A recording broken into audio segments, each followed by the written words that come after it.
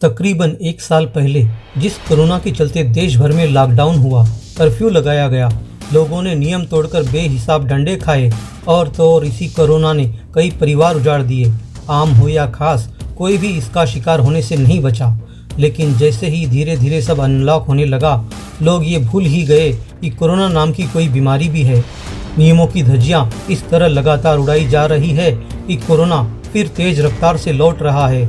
देश में समय समय पर हो रहे चुनाव के दौरान राजनीतिक दल भी इस कदर भीड़ बढ़ा रहे हैं कि सोशल डिस्टेंसिंग क्या होती है ये तो भूल ही जाइए।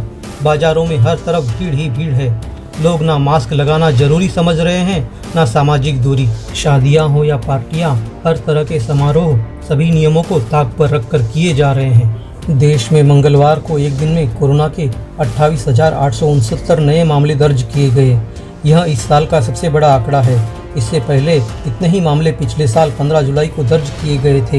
ये जानकारी केंद्र सरकार के पोर्टल पर रात 12 बजे अपडेट की गई।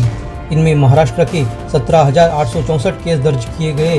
वहीं गुजरात के 4 शहरों अहमदाबाद, सूरत, वडोदरा, राजकोट में रात 10 बजे से सुबह 6 बजे तक कर्फ्यू लगा दिया गया है। कोरोना की फिर से तेज रफ्तार का अनुमान इस बात से लगाया जा सकता है कि पिछले एक महीने में सक्रिय मरीजों की संख्या 63% से ज़्यादा की बढ़ोतरी दर्ज हुई है। 15 मार्च को सक्रिय मरीजों का ये आंकड़ा बढ़कर 2.25 लाख पार कर गया। 2 महीने पहले यानी 8 जनवरी के आसपास सक्रिय मरीज 2.25 लाख थे। हालांकि इस आंकड़े में महाराष्ट्र सहित 5 राज्यों का बड़ा हिस्सा है, लेकिन लगभग 10 राज्यों में संक्रमण की रफ्तार तेजी से बढ़ी है। सोमवार को भी लगभग 85 दिन बाद देश में 26,000 से ज़्यादा नए मरीज मिले थे। वर्तमान में महाराष्ट्र में सबसे ज़्यादा नए मरीज मिल रहे हैं। लगभग 65% नए मरीज यहीं से आ रहे हैं। पिछले एक महीने में यहाँ एक्टिव मरीजों की संख्या 3.5 गुना से ज़्यादा बढ़ी है। 16 फरवरी को यहाँ 37,125 एक्टिव मरीज थे, जो बढ़कर 15 मार्च तक 1.30 लाख पार कर गए हैं। वहीं देश के कुल एक्टिव मरीजों में भी लगभग 70% हिस्सा महाराष्ट्र का ही है। महाराष्ट्र में मौतें भी सबसे ज़्यादा हो रही है। मार्च में कोरोना के बढ़ते आंकड़े खतरे का अलार्म बजा रहे हैं। देश में 1 मार्च से 16 मार्च के बीच लगभग 3.25 लाख मरीज सामने आए हैं। इस दौरान 1800 से ज़्यादा लोगों की कोरोना से जान भी गई है। अब तक देश में कुल 1.14 करोड़ लोग संक्रमित हो चुके हैं। वहीं 1.59 लाख से ज़्यादा लोगों की जाने गई है। वहीं मंगलवार को पिछले 24 घंटों में देश में 131 मौतें दर्ज की गई। इनमें 82.44% मौतें सिर्फ 7 राज्यों में हो रही है।